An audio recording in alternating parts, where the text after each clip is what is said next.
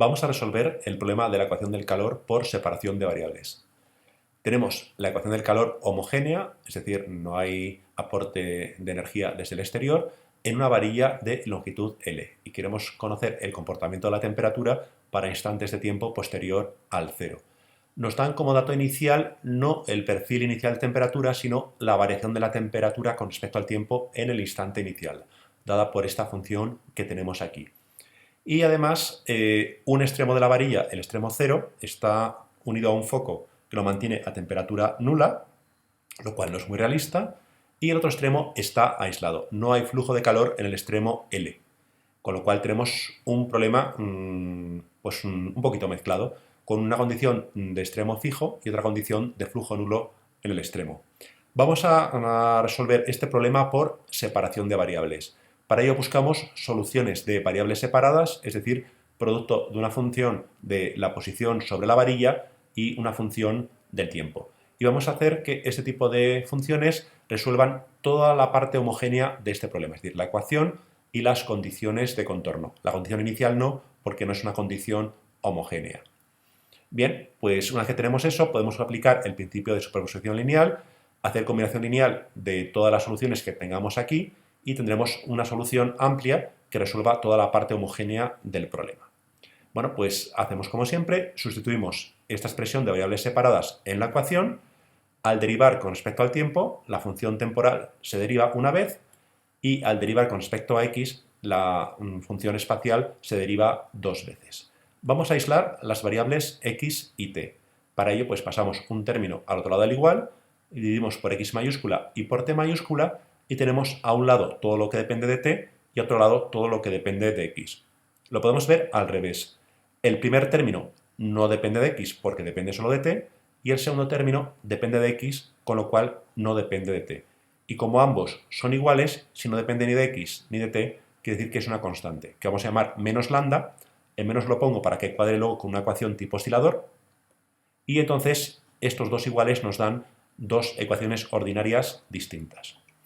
El segundo igual nos da una ecuación tipo oscilador para la parte espacial, y este término igualado a menos lambda nos da una ecuación de orden 1 para la función temporal. También las condiciones de contorno se pueden simplificar de esta manera. Por ejemplo, la condición de que el extremo 0 esté a temperatura 0 nos quiere decir que la función x en 0 por la función temporal se tiene que anular. Y esto nos conduce a que la función x en 0 se anula porque no queremos que esta función se nos anule. Lo mismo con la condición de flujo de calor nulo en el extremo. Tendríamos la derivada con respecto a x en L, y aquí lo único que depende de x es la función x mayúscula, y tendríamos esta expresión, x' evaluado en L, se tiene que anular. Bien, pues ¿qué hemos obtenido? Hemos obtenido una ecuación tipo oscilador con dos condiciones de contorno, una de extremo fijo y otra de flujo nulo en el extremo, de velocidad nula en el extremo. También hemos obtenido una ecuación de orden 1 para el tiempo, y no hemos tocado la condición inicial, que es una condición inhomogénea. Esta la dejamos para el final. Como siempre, resolveremos este problema en estos tres pasos. El problema de contorno que tenemos aquí es un problema de contorno ya resuelto que tenemos en nuestras hojas. Es un problema con un extremo fijo y otro con velocidad nula, y los autovalores, es decir, los valores del parámetro que conducen a soluciones no nulas son cuadrados de múltiplos impares de pi medios partido por la longitud de la varilla, en este caso. Las autofunciones son senos con frecuencia, que es un múltiplo impar de múltiplos de pi medios partido por la longitud de la varilla. Bien, entonces, como ya tenemos resuelta la parte en x, hacemos una combinación lineal de todas estas soluciones multiplicadas por funciones del tiempo que no tenemos todavía. Nos salen infinitas, con lo cual no tenemos una combinación lineal, sino que tenemos es una serie en la que las funciones x mayúscula ya sabemos que son senos. Ahora tenemos que obtener las funciones del tiempo. Las funciones del tiempo las obtenemos a partir de la ecuación para ella. Ahora ya lambda no vale cualquier cosa porque lambda coincide con los autovalores del problema anterior, y tenemos entonces este término. Esta es una ecuación de orden 1 lineal, homogénea, con coeficientes constantes. La podemos resolver de muchas maneras. Si queréis, utilizamos la ecuación característica, aunque en este caso es matar moscas a cañonazos. T' nos da el autovalor de la ecuación, este coeficiente multiplicado por 1, entonces tenemos que el único exponente que hay en la solución es menos el autovalor al cuadrado multiplicado por la constante de conductividad térmica del material de la varilla. Con lo cual, entonces, la solución será una constante por la exponencial del único exponente que tenemos aquí. Entonces tenemos exponenciales decrecientes. Y ahora ya tenemos entonces resuelta la parte temporal. Aquí tenemos exponenciales decrecientes en el tiempo multiplicados por las funciones seno. Y nos queda por conocer los cocientes a sub n, a sub 1, a sub 2, etcétera, etcétera, que los obtendremos a partir de lo que nos queda, que es la condición inicial, que es inhomogénea. Pues vamos a ello. Aquí tenemos la solución de toda la parte homogénea del problema que hemos obtenido en forma de serie.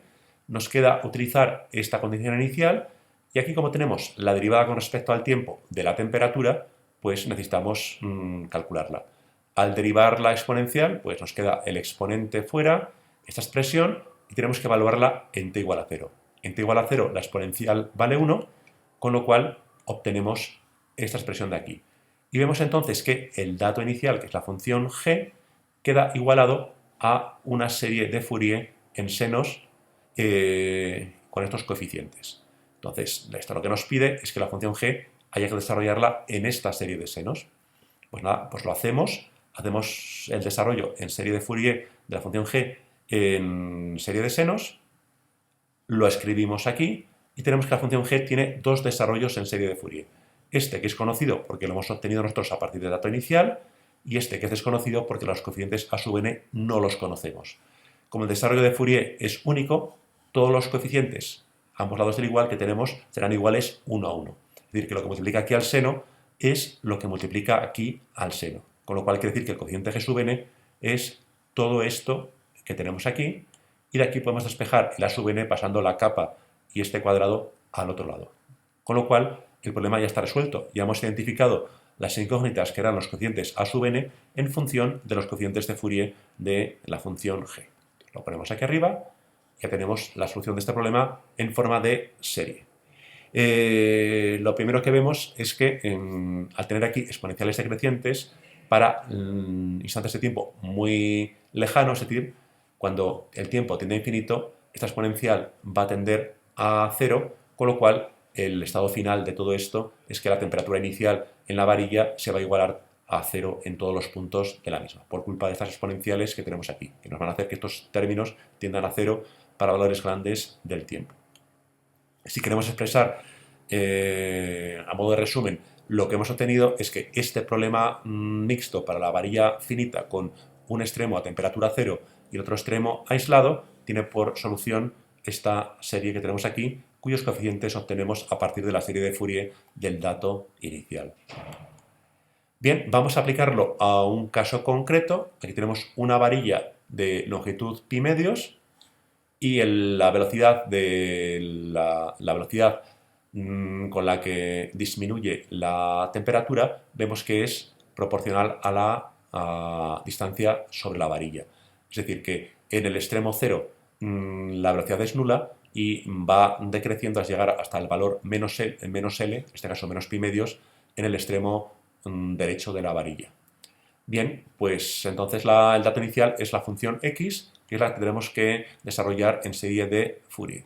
En este caso, la longitud L es pi medios, con lo cual estas expresiones que tenemos aquí, en el resultado anterior, pues veis que se simplifican un poco.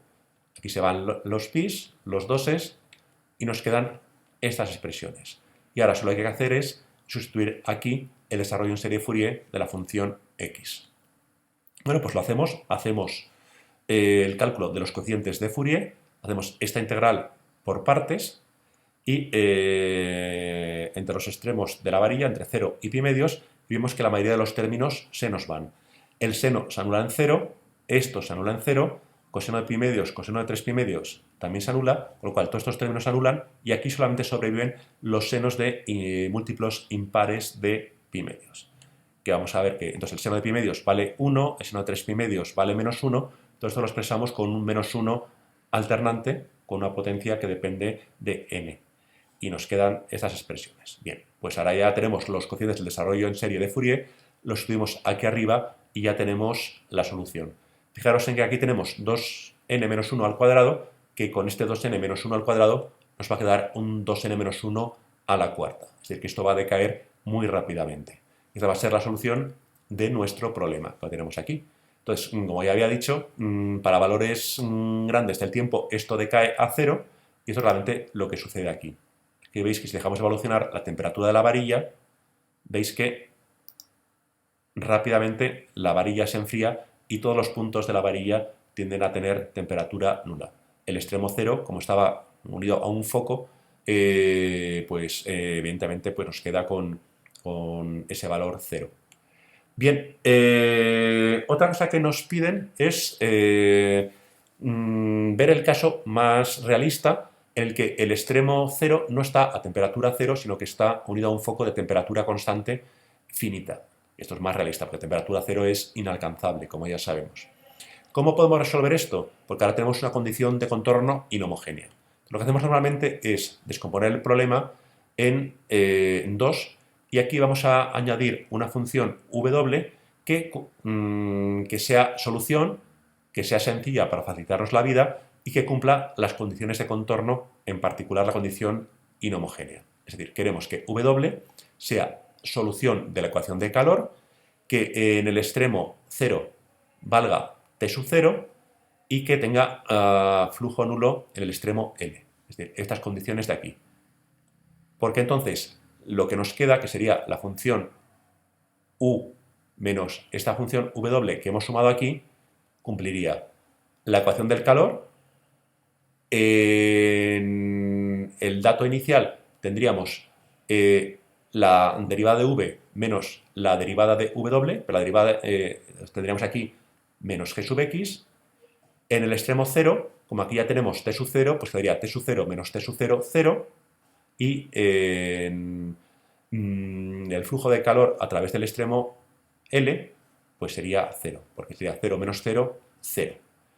Bien, ¿qué función W sencilla cumple todo esto? Pues la más fácil. Si aquí tenemos derivadas iguales a 0, en 0 vale t sub 0 y ahí tenemos otra derivada igual a 0, lo más sencillo es tomar t0 constante, porque sus derivadas van a ser nulas. En particular también esta derivada que tenemos aquí. Con lo cual, la función U, solución, será la función V, solución de este problema, más la W, que es la t sub 0 que hemos introducido aquí. Y además vemos que aquí cuando metemos W igual a 0, veis que aquí nos queda con derivada 0, y precisamente entonces la condición que cumple V es la condición del problema anterior, que es un problema ya resuelto. Entonces veis que resolver este problema es muy fácil, solo hay que añadir a la solución de este problema que ya hemos resuelto anteriormente la constante T sub 0. Y esto ya es un problema más realista porque un extremo está a temperatura no nula, es decir, una temperatura finita T sub 0.